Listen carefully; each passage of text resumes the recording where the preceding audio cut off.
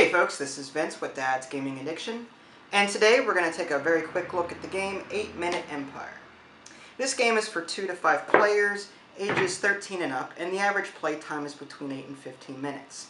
This game sort of plays a little like Risk, in that you'll be moving armies around on a playing board, but you'll also have some resource management to deal with in order to win the game.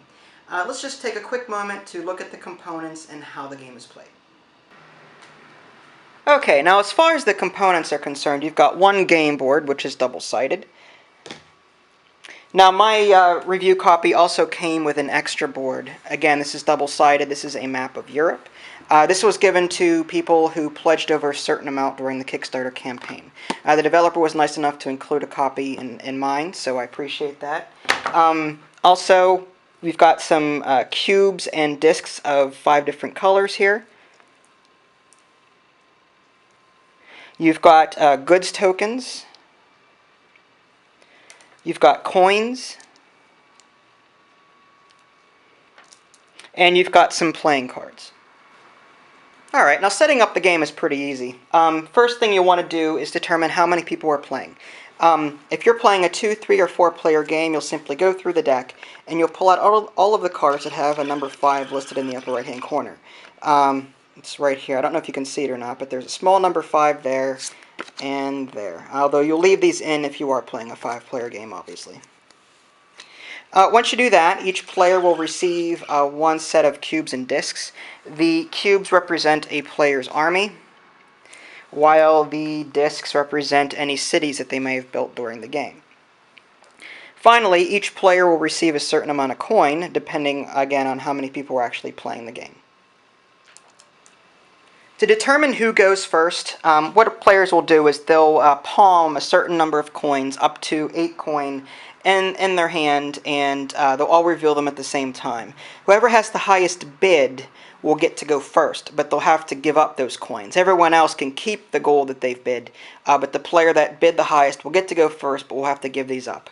It's important to note that coins cannot be earned in this game, only spent. So the coins that you start out with at the beginning of the game, that's all you have to spend throughout the entire game, so don't go too crazy right away. Now, as far as setting up the board, each player will place 3 cubes on the start location.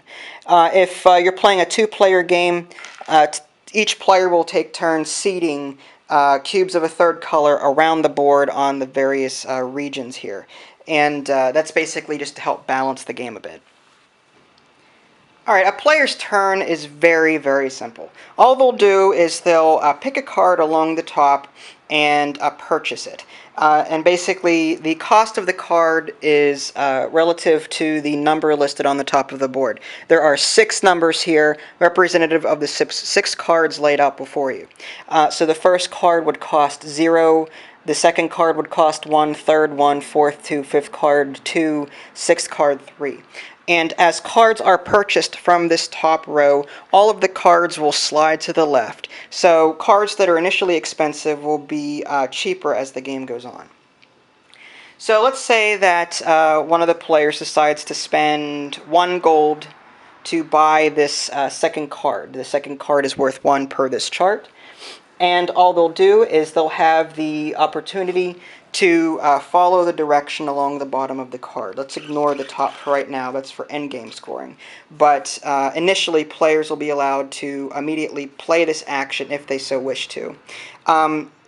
Getting used to these actions might be a learning curve at first. For example, this particular symbol allows you to remove a cube of your opponent's army on the board, or you can build a city if you want, which is represented by these discs. Let's see if I can show you something else here.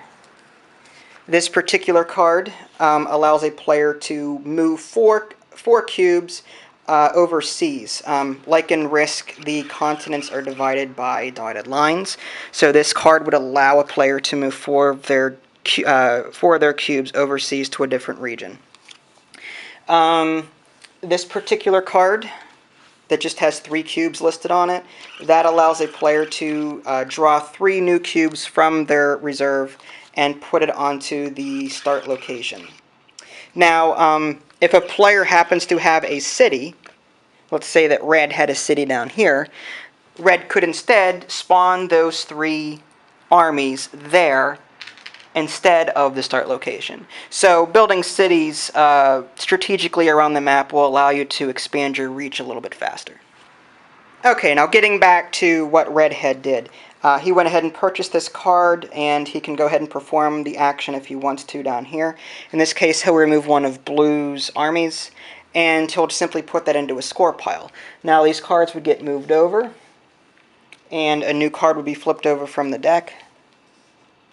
Alright. And that's basically it. Players will just keep taking turns purchasing cards with the goal that they have and putting those cards into their score pile. The game ends when each player has acquired a certain number of cards. At that point, they simply compare scores, and whoever has the most points wins the game. Alright, now as far as scoring is concerned, there's 3 different things going on. First, a player will receive a point for every region that they have under their control.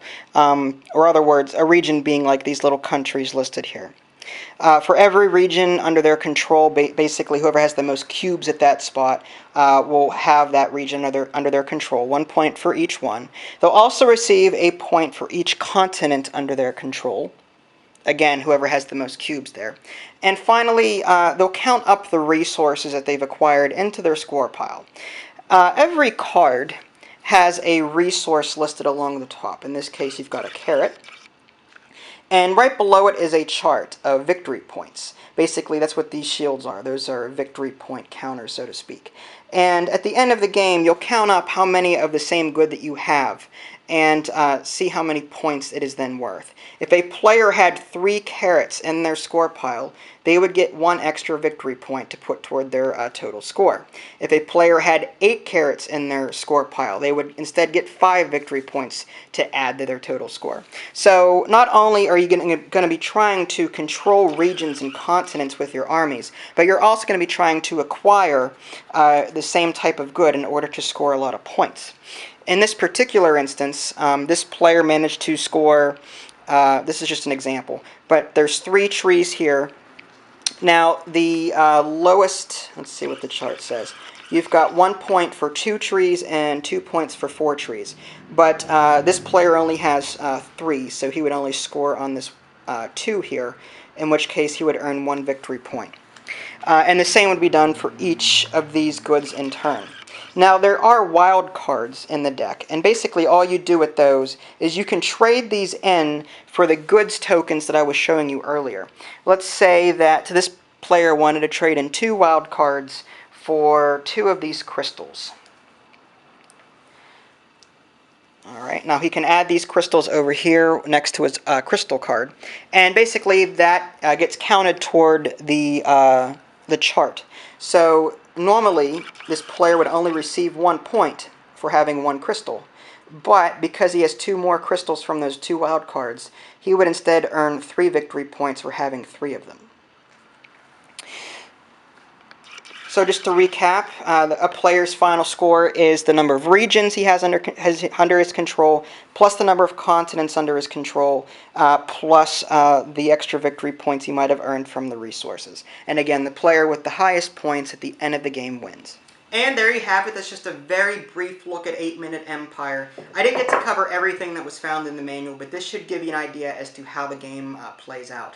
I really like the game because not only do you have to worry about what kind of actions that you're going to be purchasing for immediate effect, but you also have to consider what kind of goods comes with those actions for your endgame scoring. So you've got 2 different things to consider. Are you going to concentrate on controlling a lot on the board, expanding your empire as much as you can, gaining a lot of regions and continents in order to score points?